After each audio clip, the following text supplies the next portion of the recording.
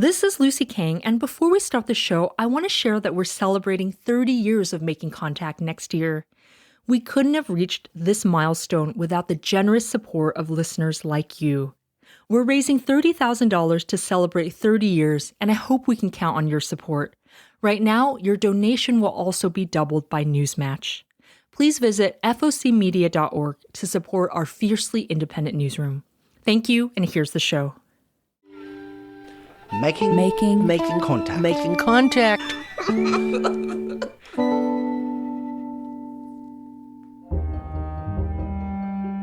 I'm Salima Hamirani, and on today's show, it's estimated that 1 in every 35 children in the United States is adopted. That's somewhere between 2 to 4% of all families. But on today's Making Contact, we're exploring the world of adoption from a perspective we don't often hear: the voices of relinquishing mothers. Well, when I was 25, I had an unplanned pregnancy. I think it began when I experienced a pretty extreme trauma, being the sole witness to the murder of my significant other in a carjacking. That's Samantha Gonzalez, a birth mother. And just as a side note, we'll be moving back and forth between birth mothers or women and pregnant people. Most of the research and the interviews for our show were based on people who identify as women, but we also wanted to include other identities. Like many women who choose to relinquish their children, Samantha was facing a lot of challenges: poverty, housing insecurity, and trauma. And so I was going through an extended murder trial, and I lost my job and dropped out of college, spiraled into a pretty extreme depression, and lost the place that I was staying at. So I ended up sleeping on random people's couches and floors. And that's how I got pregnant. The father had been a friend of my late significant other and sometimes helped me out with a place to crash during the trial. At the time, she didn't really think she could even get pregnant. I had been on birth control constantly since I was like 9 and hadn't even thought about menstruating in over a decade. So I wasn't worried about getting pregnant, especially not with the birth control and the condoms. I thought I was safe. But then one day, Samantha woke up very, very sick. So I woke up that morning actually having wet the bed and with a really bad backache, and went to work in a whole bunch of pain. And then it got so bad that I had to take public transit home and get a ride to the hospital. In the emergency room at the county hospital, the triage nurse told me that I was in labor and asked me a whole lot of questions that I didn't have answers to, like who my prenatal care was and how far along I was and things like that. And suddenly, after having gone through a murder trial, Samantha found herself not only pregnant, but in labor. It was terrifying. I didn't know what to do. I didn't know where to go. I mean, I thought I was dying, and it turned out I was giving birth, and it was just really extreme and super traumatic being there all alone. She was in shock and still grieving, and she knew that she was in no way able to parent a child. The nurses asked me what I planned to do with the baby now that I had no preparation. Did I have a safe place to take it? Did I have a safe place to live at all? It was a hard 36 hours of labor, and I think that was really when I decided to place my son for adoption, was just because I had been going through it alone, and I was terrified. In many aspects, Samantha's experience mirrors countless others. She was navigating a challenging pregnancy with limited resources, but it is unusual in one way. She feels like her adoption story has a good ending. And it turns out that's not how most birth mothers feel about their stories. Most of the mothers that I interviewed around adoption felt some level of regret. That's Gretchen Sisson. She wrote a book about adoption from the perspective of birth mothers called Relinquished: The Politics of Adoption and the Privilege of American Motherhood. And Gretchen wrote the book for two reasons. For one, she had worked with particularly young mothers in grad school. And that was what really drove my desire to look at adoption, because I was working with these young mothers whose parenthood faced so much marginalization, stigmatization, and who were really framed as irresponsible for the choices that they made. And I wanted to understand the ways that adoption functioned in our broader conversations around young parenthood, right? The idea that these mothers and their children would have been better off if they were not being raised by them. But she also wrote the book about birth mothers because in our current political climate, after the fall of Roe v. Wade, adoption comes up a lot as an alternative to abortion. And that's one of the main reasons I wanted to look at adoption on today's show as well. And it's not even just coming from the right. President Barack Obama, in his statement on the anniversary of Roe v. Wade, would say, that promoting adoption was an important part of the conversation. And there's one other factor that's important to understand before we dive into Gretchen's book. Adoption is a multi-billion-dollar industry. In order to grow and maintain that figure, the industry spends a lot of money targeting pregnant women in order to convince them that, in their view, and compared to abortion, adoption is a morally just, happy way to deal with an unwanted pregnancy. We're continually told that adoption is a social necessity and a social good, that this is a valid and necessary way of caring for children. And we're told that there is a need for people to adopt, that adopting is an altruistic act. And that's because, well, there just aren't that many adoptable babies for the extreme domestic demand in the US, which is a huge problem for a billion-dollar industry that's entirely based on the availability of babies. Most families want to adopt very young infants, not children or adolescents. There are a lot of kids in foster care, but there are far fewer adoptable infants. And in fact, when we look at the private adoption system, we have more people who want to adopt than we have infants that are available for adoption. And because private adoption is set up in the context of a marketplace, having a very high demand incentivizes organizations and agencies, attorneys, for-profit brokers that operate in this space to generate supply. And you see that in the way that a lot of these players operate in their targeting of vulnerable pregnant people, primarily poor families, as far as separating them from their children. So Gretchen set out to understand how birth mothers really felt about their adoption experiences. She interviewed over 100 pregnant people for her book in 2010, then she re-interviewed a subset of those people again in 2020. What she found ran very counter to the way that adoption is presented in the public imagination. First, her findings shut down the myth that adoption is an alternative to abortion. Most people who want an abortion do not even consider adoption. I think it's important to understand that when you talk about people who want to access abortion care and mothers who are relinquishing their infants for adoption, you're very much talking about two different groups of women. So people who want to have abortions do not want to be pregnant. They don't want to continue their pregnancy. So there was a survey of several thousand abortion patients. Exactly 0% of them said that they were interested in adoption. 1% said kind of. People who want abortions have little to no interest in adoption. And that is true even if you deny people abortion access. On the other hand, mothers who relinquished their infants felt bonded to their pregnancies early on. They were not interested in having an abortion, even if they had complicated feelings about parenting. But most of them did want to parent and then came to a point in their pregnancy where parenting felt impossible. So this idea that adoption is a meaningful alternative to abortion, or really vice versa, is just not true. In fact, research has shown that women who get an abortion are generally pretty happy with their decision. On the other hand, Gretchen found that women who relinquish their children for adoption are generally not happy with their experience. Over 95% of people who have abortions do not report regret. On the other hand, most of the mothers that I interviewed around adoption felt some level of regret. For the vast majority of people who have abortions, you have the abortion, and that is a decision at one point in your life, and you move on with your life. For the mothers that relinquish their infants for adoption, many of them, at least at the beginning, were in open adoptions or had some degree of ongoing contact with their child.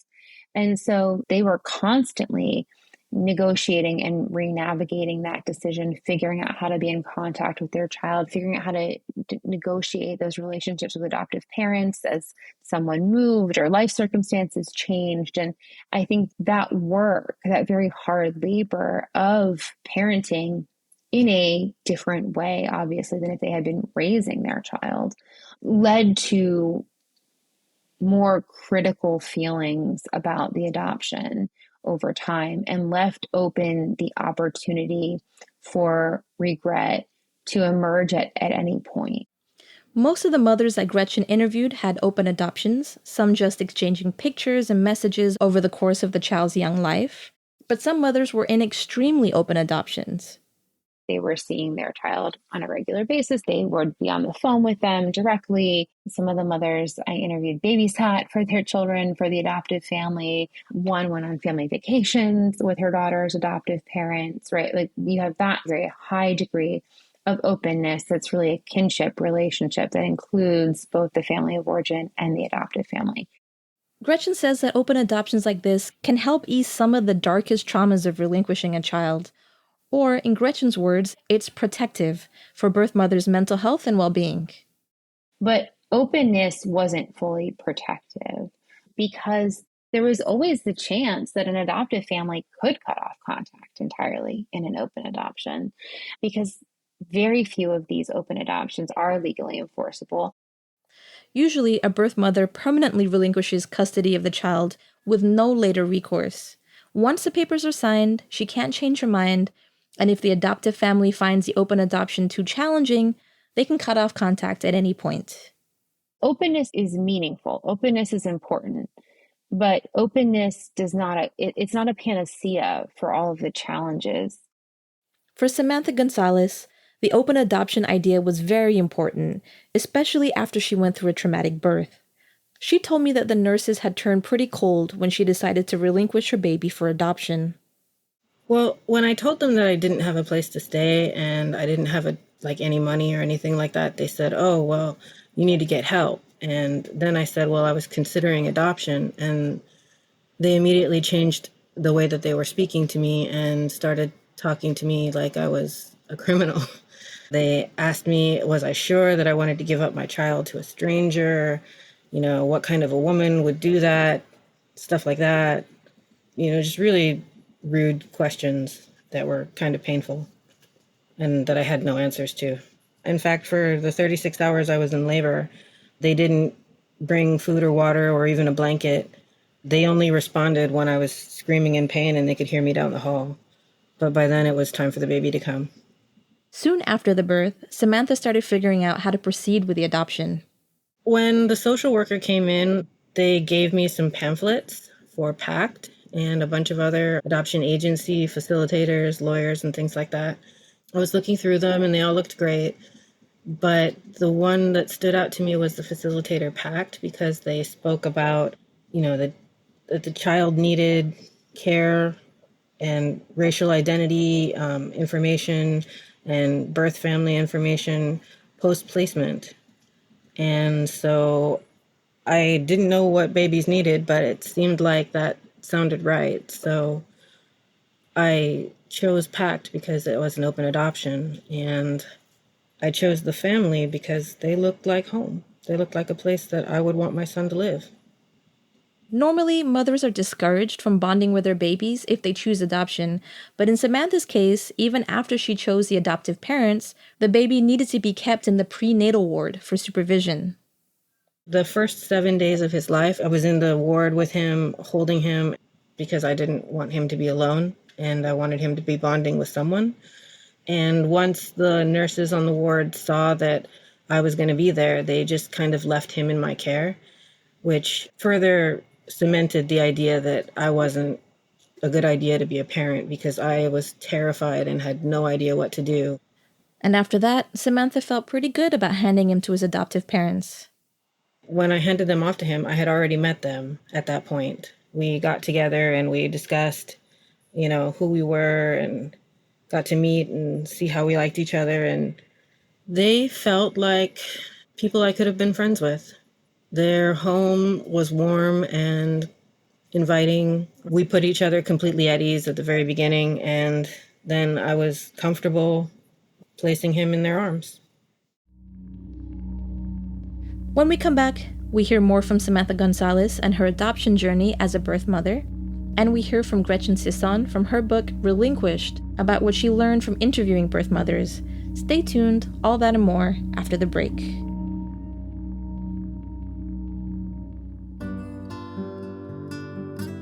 I'm jumping in to remind you that you are listening to Making Contact.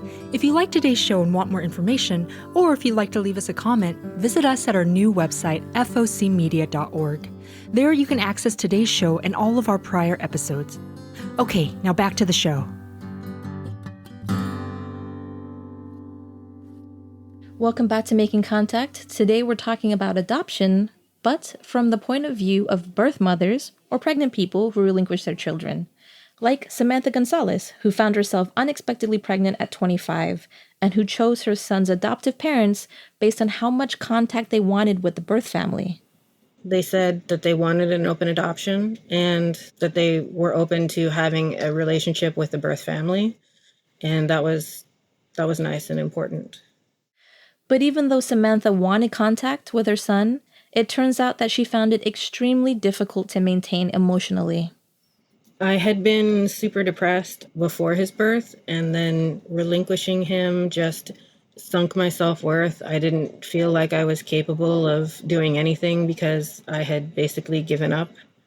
And it was pretty extreme depression, and I couldn't be around him at the time. At first it was because he was a baby, and babies are hard to deal with, but then as he got older, I was just avoiding it, and I needed to get help. So that's when I started getting a lot of therapy. It still took me years to be able to visit on a regular basis. And even now, I still struggle with it. Throughout our conversation, it was apparent that Samantha wanted first and foremost what was best for the child. She knew that her trying to be a mother to him was not the best idea. But she struggles to this day, reconciling her belief that she did what was best for the child with the ingrained social belief she holds about what a woman is supposed to do and feel about motherhood. We're taught that a woman is going to be a mother no matter what, and that she somehow has this innate sense of what it means to be a mother or how to do it.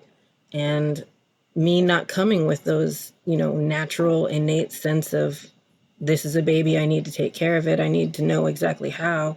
I was not doing my job as a woman, as a person, as an adult. And that still weighs on me. Even though I know he's taken care of and everything's fine, I still struggle with that. And I've never really been in a successful enough position financially to take care of anyone, let alone a child. Parenting, especially for women, comes with a lot of social pressure, even after choosing to give up a child for adoption. Gretchen Sisson, who wrote a book about the experience of birth mothers called Relinquished, The Politics of Adoption and the Privilege of American Motherhood, said it's not uncommon for birth parents to struggle with this. Samantha knew that she didn't want to parent, and really, over a decade later, she still knows that she would be unable to raise a child. But Gretchen found that for most women who chose adoption, they initially did want to parent. I mean, a lot of the mothers were in a very vulnerable place towards the end of their pregnancy. That's why they were choosing adoption. That's why they were looking at adoption. Poverty was a big common theme. And in fact, Gretchen found that if some of these mothers had access to even an extra $1,000, they would have chosen to keep the child. And what they need that money for is not to raise their child. It's to feel like they have the capacity to make a different decision. It's the amount of money that they feel they need to buy a car seat, buy a crib, feel like they have the basics of what they need to bring the baby home from the hospital. It's the money that they need for a security deposit on a new apartment so that they can move out from their parents who aren't being supportive, or they can leave their boyfriend who they feel like is unsafe to have the baby around. It's these very basic things that would allow them to carve out in their life a space for the baby, to make that feel accessible and tangible. In fact, some women already had children, but they felt like they couldn't afford another one. Or they went on to have kids after they relinquished their first. And the realization that all they needed was an extra $1,000 or more support in order to parent well, it changed a lot of the birth mothers that Gretchen talked to. Some of them became pro-choice when they had initially been pro-life. Some became more critical of their churches or social support systems. So these women were not particularly inept mothers, right? They weren't incapable of parenting. They weren't incapable of loving. They needed support. It was a struggle. It was a lot of work. I'm not saying like, oh, this would have been very easy for them. But I am saying that they could do it. And I think that is what radicalized a lot of them. So a mother who would relinquish and then a year later have a baby and say, oh, I could have gotten through that. There was nothing about me that was fundamentally inadequate to parenting, that I could have done this if someone had just given me a little bit of support. But for so many of them, the only friendly face they encountered during their pregnancy was at the adoption agency. That was the only person willing to give any type of support or vision for what was possible. And of course, that was relinquishment. This was often reflected in a birth mother's view of the adoptive family. Gretchen met a lot of mothers who were struggling financially when they decided to relinquish, and the first time Gretchen interviewed them in 2010, the mothers were head over heels in love with the adoptive families.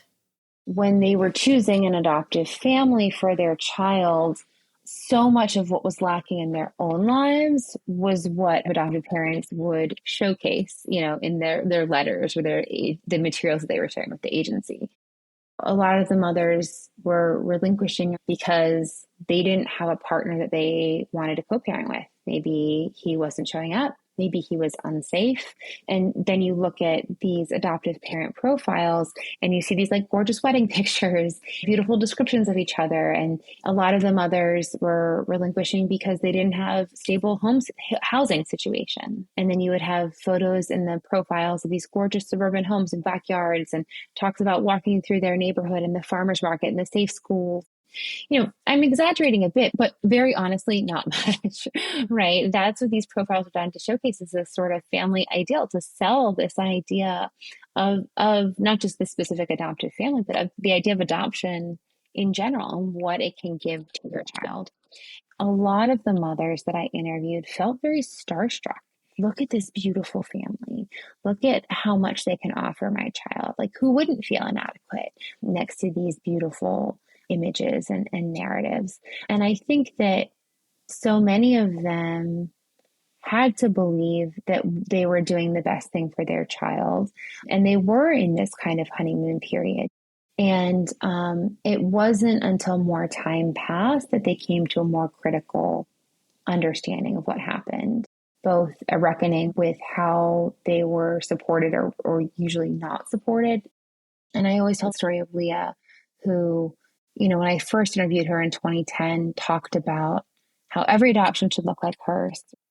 And by the way, the names of the mothers Gretchen references from her book have all been anonymized for their privacy. She loved her son's adoptive family so much. She really felt like this was the best thing she could have done for him, for her, for them. This is going to be beautiful. Every adoption should look like hers. And when I asked her again in 2020, she just said, this adoption never needed to happen. If I had been given just a little bit of support, this adoption didn't need to happen. Of course, not all birth mothers have bad experiences. Though many people came out of a honeymoon period and changed their minds about the adoptive families, some did remain happy and hopeful that they had made the right decision. I definitely don't regret it. It was the best decision that I've ever made in my entire life, and that's something that I will maintain. Samantha, despite her own struggles of self-worth, has a good relationship with the adoptive family of her son. His family is great. They've always been very welcoming and including me in their family, and sometimes in their holidays. That's always awesome. And so we're all really good friends. Him and me, he's a teenager, so we talk whenever we can, but, it's not a lot because he's a teenager. Does he know that he's adopted, that you're his birth mother? Oh, yeah. He's been in PACT his whole life, and they've been talking about me and his story and his birth father and everything like that his whole life. And I mean, if he ever had any questions, He knew that he could always talk to us or ask anything, and we would always tell him the truth.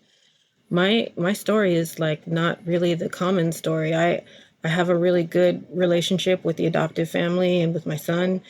And I mean, our history isn't traumatic. There's a lot of stories out there. I mean, it's like birth mothers are just used as baby factories and then put away. Which is why Samantha, like Gretchen, believes we need to expand the way we think about raising children and how that could look. She even started working for an organization called Reproductive Justice in Adoption that does just that. If, for instance, you want to get an abortion, you should be able to easily get one.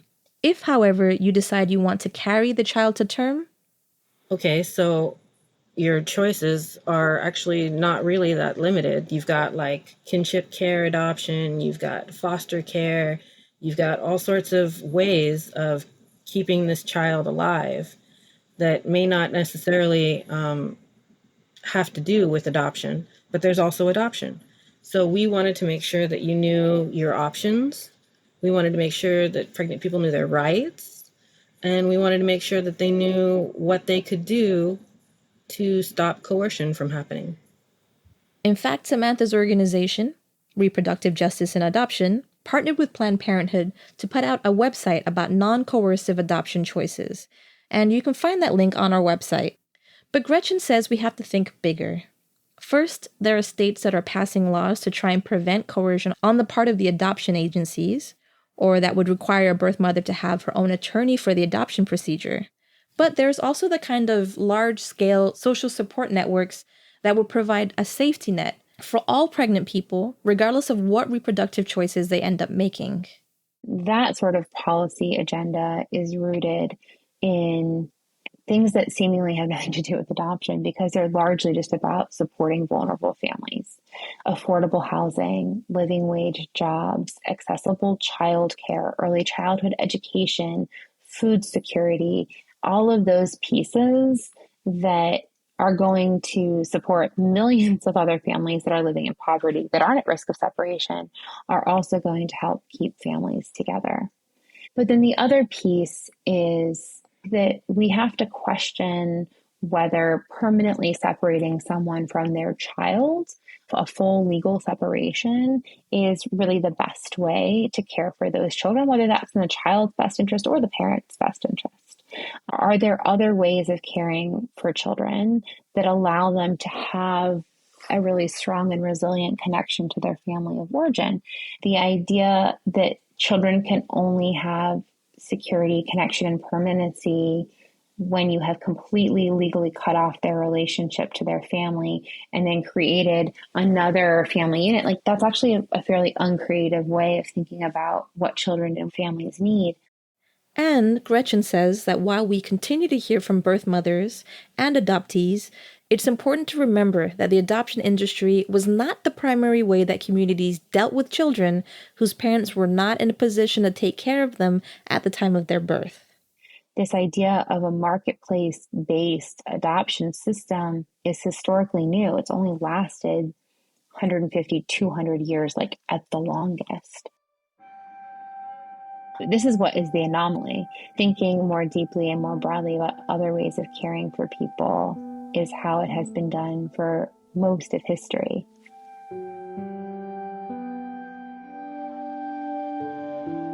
That was Gretchen Sisson talking about her book Relinquished, The Politics of Adoption and the Privilege of American Motherhood. You also heard from Samantha Gonzalez throughout the show talking about her experience as a birth mother. And that does it for today's show. If you liked what you heard and want more information, please visit us online at www.focmedia.org. I'm Salima Hamirani, and thanks for listening to Making Contact.